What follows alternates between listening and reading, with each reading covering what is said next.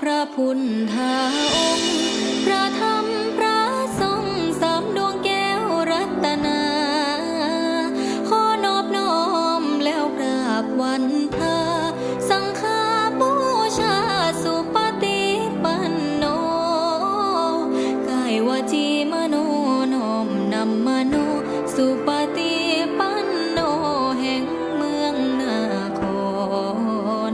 อันบวรเมตตาธรรมกำเกิงให้ใส่